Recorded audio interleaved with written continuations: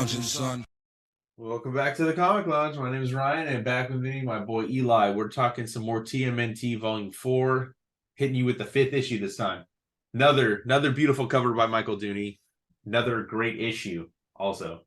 Oh, yeah. So 5th-ish. Yes, definitely a lot to unpack here. This is like we talked about with issue 4. This is where shit gets into the thick of it, of where we're going to continue to be with until this volume ends, which in my opinion, very prematurely. I think there was a lot more stories to tell, but that's kind of what prompted me to want to talk about this with you. And yeah, let's get into it, dude. Let's get into it. So again, we got Peter Laird, Jim Lawson, Eric Talbot, Michael Dooney, Dan Berger. That's the crew putting this together. Another beautiful, beautiful book. I love this too. Like when you first flip, there's a reason these logos are there. And I love the reason, and we'll get into that when we talk. We'll get there later, yeah. So this is where we left off. And we start off with what Bugs Bunny quote? What a revolting development this is. Yeah. Peter Laird, I think that's like a big thing that he does is adds these like hilarious, quotes and names and stuff like that because that's his humor. I like it though, dude. Like some people can say it's kind of corny, but I think there's a charm to it. I love it. Yeah. It's part of what the stuff we love about the Turtles. And, even as far back as into the movies and stuff, where Bossa Nova, ostentatious, like all that stuff is like, straight out these comic book jokes and stuff. Yeah, hell yeah. And then Mikey gives like a kind of Easter egg full thing, like, as if all the alligators, Leatherhead, giant killer bugs, scumbug, psycho bounty hunters, foot goons haven't been enough, Yeah. That's great. Allusion to other stuff. They kind of go right into the fight. I guess that's what you would do at this point. They're just like, and the robot is like, wait a second, please don't. Let me explain. It's funny. Yeah. Because, we've kind of already, we both know who this is and we've kind of talked about it in previous episodes. But so they just kind of, go straight into the fight and they're like, will you guys please just listen? And I love this, metal bozo, stuff like that, Yeah, droid boy. Cool tar baby trick, droid boy, yeah. I don't know what that means. That sounds weird. I don't know the tar baby trick, but droid boy, whatever. Like that, I can understand that. But Raph is saying you never listen, and Mikey's saying sorry, and then just robot stops. Are you guys finished? Yeah. They're like, come on, okay. And this is where we get the reveal. Just like I thought, just like we both talked about in the earlier issues when we first saw him, it's Fugitoid, or Professor Honeycutt. So I love the transformation. Like it doesn't even really explain why he was in a larger body. Right, yet, I guess. Yeah. He's like, oh, yes, I guess I should have appeared to you as you guys know me and not this hulking Goliath. Yeah. That would immediately make you want to fight me. Exactly. And we got the little thing over here. If you want the origin of Fugitoid, you get Fugitoid 1, TMNT Volume 1, number 5, or Gizmo and the Fugitoid, which I've never heard of the Gizmo and Fugitoid book. That's the first. Oh, what? Yeah. Oh, it's so good. That's Michael Dooney's solo book is Gizmo. Well, that I know, but I didn't know there was a book called Gizmo and Fugitoid. Oh, yeah. There's a 2-issue crossover, I think. Yeah. Of them, too. They're great. I probably have a few extras. Yeah, I'm going to have to check that out. Obviously, I have Fugitoid 1 and I have Volume 1, number 5, so I already know the deal with him. But I like that, it doesn't really get into the history of him. You don't need to. He's like, here, if you want to know, this is where you got to look. And so it just kind of keeps the story moving forward. But like Toid Man, what are you doing? I love it. But I love that he's a great character. He is a really good character, and I love the design of pre-Turtle Mirage character too. Yeah, that's the character that nobody wanted to publish. Like like that. Eastman and Laird have talked about it, right? Like they had, I think it was 5-page chapter, or they had like 5 chapters of it. They shopped it around. Nobody wanted it, and the original Fugitoid obviously did not have the turtles in it, but then they were able to use that and kind of shoehorn the turtles into a 6th chapter, I think is what I think that book ended up being, and connecting it to the Turtles universe, And what a great character, dude. I'm just so full of history. He's been in every animated series. I'd love to see him like live action. That'd be dope. That would be sick. Yeah. Yeah. I have a little section of my toys over here too, where I have mostly all of the Fugitoid toys that have come out so far, especially the newest one that's like, it looks exactly like these drawings. It's so cool. Yeah. I know those Mirage NECA toys are next level, dude. So yeah, All right, cool. So yeah. Raph still's got a little bit of he doesn't like droids, he doesn't like robots, and he kind of pushes him over. He's like, how rude, with the Michelle Tanner retort. He's like, I love how he's like, you certainly haven't mellowed. I mean, it's true. Like, Raph is always on edge and is always kind of angry. I think that's kind of funny that Fugitoid calls him out on that, because like, it has been a long time, right? It's been years since they first met. And he's like, I'm not a robot, because he is like a human stuck in this. It was like a gardening robot or like a farming robot's body. You know, that's part of the thing.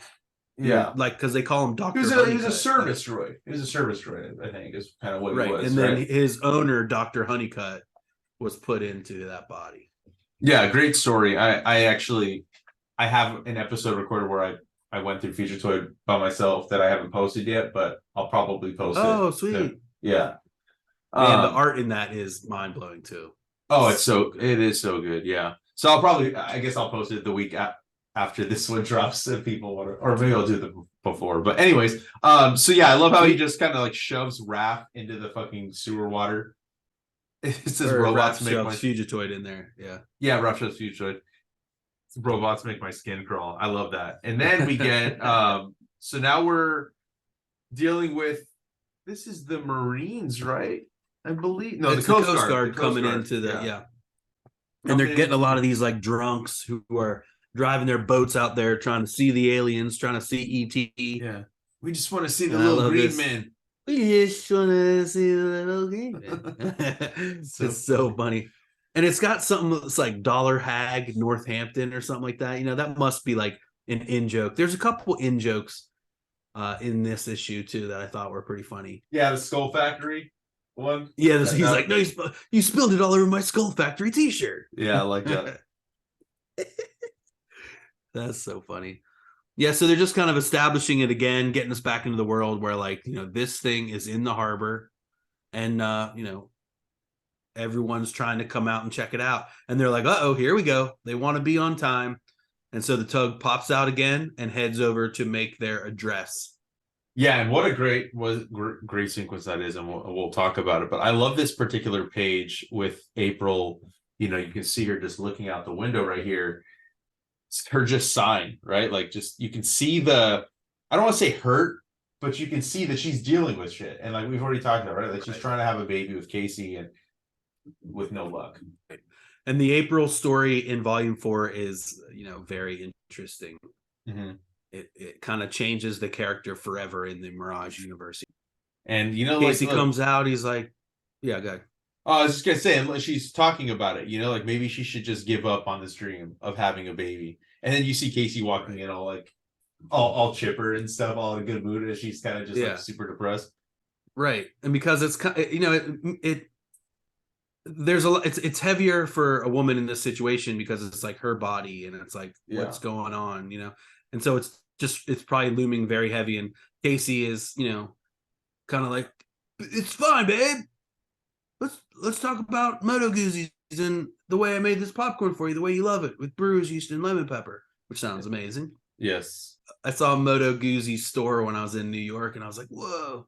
I took a picture, and I was like going to send it to Jim Lawson. That's awesome. He loves Guzzi's. Yeah, I think it's also, it kind of gives out the vibe that, it's going to be harder on the woman over the man, obviously, for obvious reasons, but I feel like she's also not fully telling him how much it's bothering her. I think she's right. Kind of like, she seems upset, obviously, because he knows, but I feel like she's also trying to kind of put on a brave face. That's kind of the vibe that I got from this, you know? And then, you know, like, they're obviously for her maybe with Shadow and stuff too, because there's like that connection there, and she wants to feel more of a connection to like her own offspring. So yeah, they're all gearing up to watch. I mean, it's not a show, but they're gearing up to watch this address that the Utroms are about to make in front of the entire world at the UN. And we got, you know, Honeycutt coming in. Man, the details and the way that they shade the metal of Honeycutt. I'm saying like panel 1 on page 13. You see it like that with from the darks right here, to the like stippling that goes into the duo shade.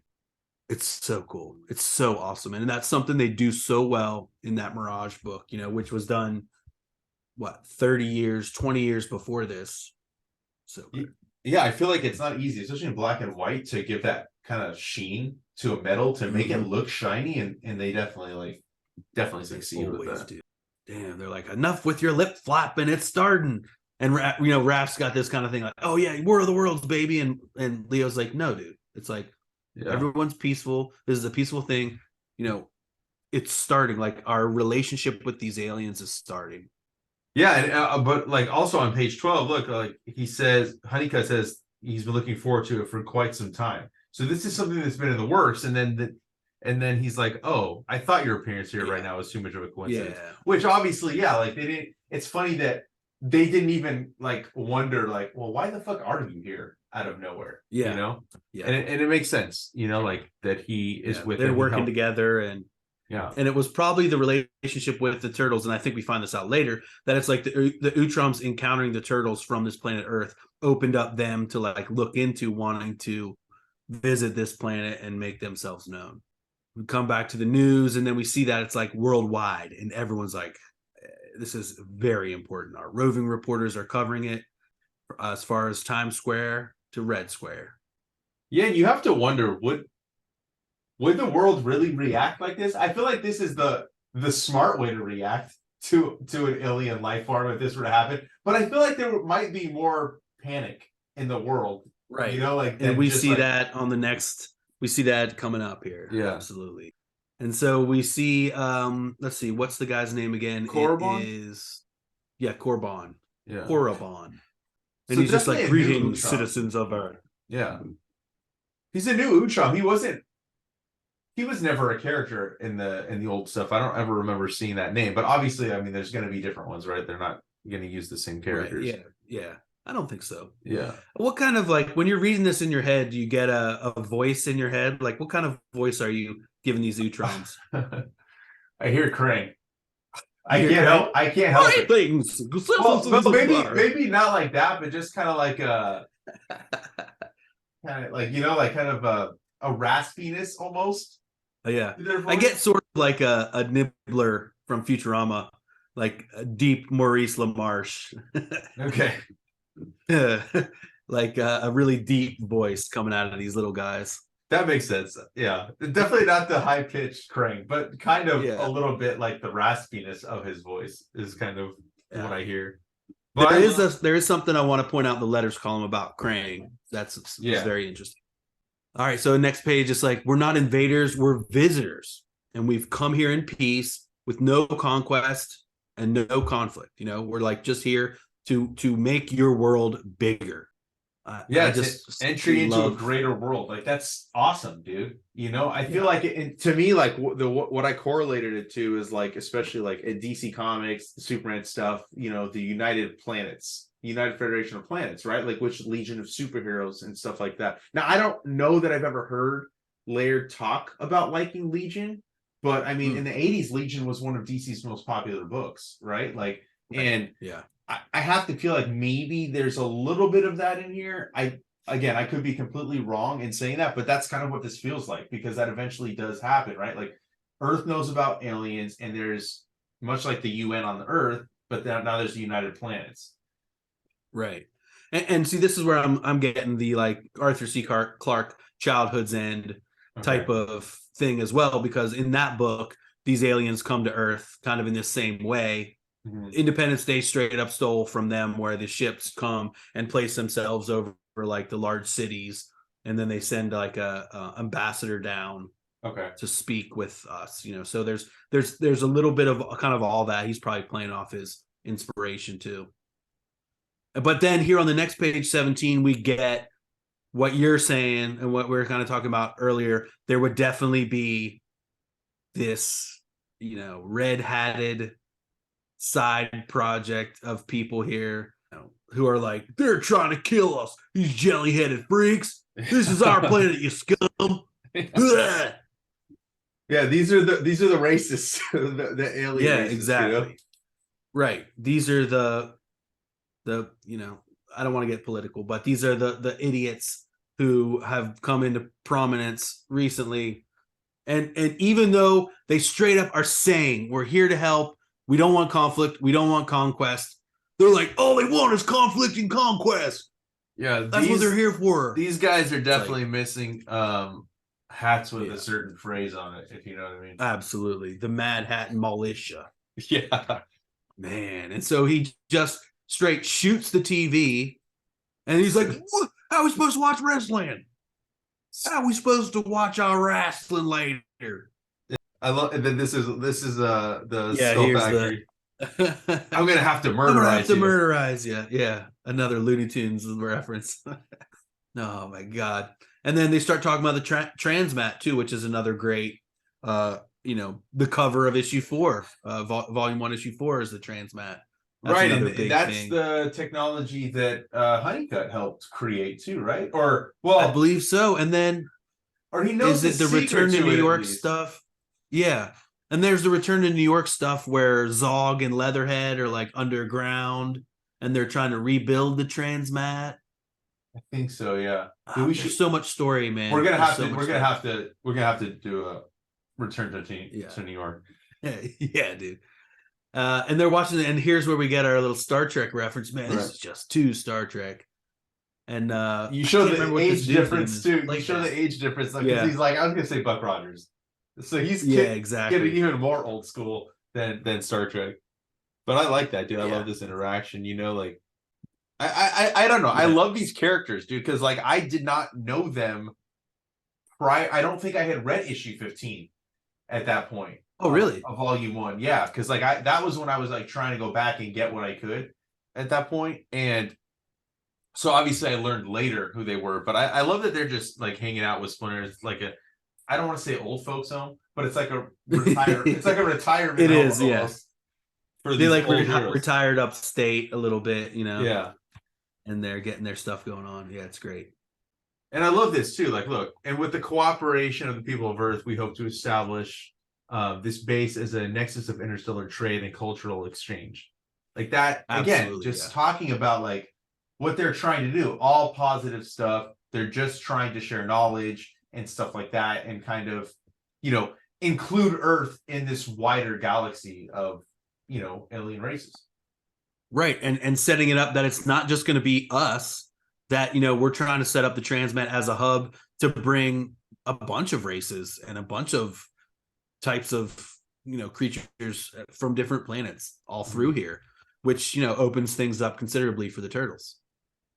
Yeah, and you have the Shadow mentioning, oh yeah, the guys have told me about the Utroms and their adventures with them. She thinks they're kind of icky, and Splinter's like, yeah, I could. Their outer appearance is strange, Yeah, my first interaction with them wasn't great. Yeah, they captured me and stuff. Right.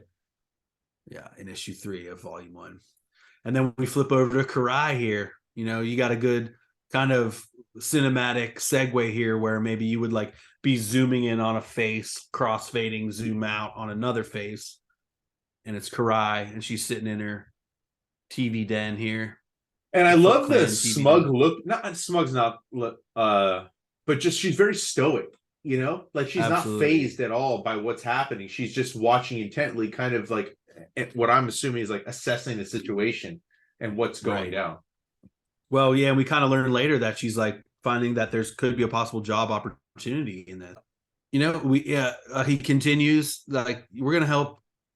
These are all issues which we will have to resolve among yourselves. Like how you view us, what you think of us, it's up to you. We're not going to tell you how to feel, how to, be. He had to, take a sip of Coca-Cola or something there, coffee. He loves Earth drinks. No, I think there is something about that where like they enjoy Earth things. Yeah, I love that. Excuse me. And you hear sip. Yep. So funny. And here's where I thought it was kind of like straight out of Childhood's End. If by the end of the year you have not found or our welcome, we will leave. We will remove our base from your world and restore its rocky core to your moon, and we will not come back for another 100 years. Yeah, the 100 years thing is like straight out of Childhood's End.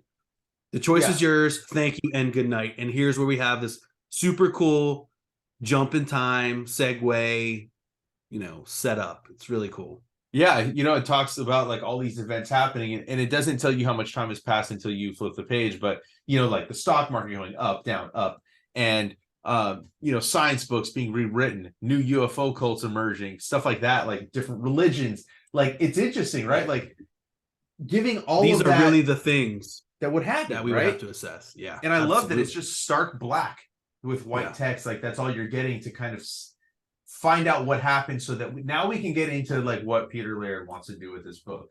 Right. And kind of it was all set up to this point. Yeah, exactly. 6 months later, April, Casey, and Shad are on this like ferry boat out to the alien island. So cool. Yeah, like there's this super diverse, super mixed world now of all these aliens. Earth is like an intergalactic hub now. Yeah, look, and it took, and then April mentions how it took the feds that long to approve procedures for visits to the island by the general public. So other human beings have been there, but this is the first time that regular citizens are able to go and kind of see what's going on Utrom Island, which is kind of what I just call it, but whatever. Yeah, exactly. But yeah, you see like this weird looking fucking alien here. Got the Utroms just chilling right there. I love it, dude. I think the head piece there is like a female demarcator, like so we can see that there's like male and female Utroms now. Maybe this is like a couple that went on a date to like Central Park or something like that, so there's all these like these different things. Like even the Utroms are here visiting, enjoying the beauty of Earth. And obviously we don't have the turtles. Where the hell are they at? But Casey's like, oh, they said they meet them, shadow points, and we see them. Yeah, sick. Cowabundalo. Yeah. These are awesome jet skis. They are so sick. Yes. They're almost like Rey's skiff from Star Wars 6, or these are just really cool designs, That's what awesome. I love about Jim Lawson and Peter Laird's technology that they do. It's all believable. It's not like super weird. Like obviously like Kirby is like, I think he does like the best technology type of stuff, but this stuff feels like a more grounded kind of. Absolutely. Kirby tech is like its own thing, but like Jim Lawson is such a gearhead that he'll draw a motorcycle and it's got every single functional piece there that like, if you're also a gearhead, you'll be like, oh, there's the N-line rotary girder. There's the 4472 G-step. There's a manifold girder gate. I'm just making all that up. Yeah, no, I know. It's almost like he's drawing it from the inside and building out and drawing it in layers. Yeah, like that's definitely the same feeling I get. Yeah. So they're like, Shad, hey, what's up, kid? And they pull in. They're both kind of docking right as the boat's coming in. And they come up and you can see now that they have these like markings on their shells, which I think, because Peter Laird mentions that they're using a lot of things from different versions of the Turtles. And I think this is something that maybe Kevin Eastman came up with later on. There was something about it wasn't a Next Mutation, was another it? Turtle. Yeah, I think that is what show with Venus. Yeah. Maybe, or there was like another, like they pitched another turtle called Kirby or something, and I feel like he had these markings, something like this. Okay. But this is great. I mean, this joke on panel 2, they gave us these temporary tattoos to help, complete the illusion that makes it seem like we're aliens, just so the Utroms could tell us apart without their weapons. We thought about giving us each different color bandanas, but decided that would be too dorky. So great. It is so dunking on the cartoon. Because I guess Peter Laird never liked that. He never thought he never liked it in the old cartoon, but it was kind of like, I can see that it's necessary. But I get it. It's for like kids, like how do you tell the difference? Right. Like with how do you differentiate them? What if they're not holding their weapons? Right, absolutely. But yeah, I think it's a cool little callback. I love the jokes that when they do stuff like that, when they mention past stories or cartoons or movies and different things, different media.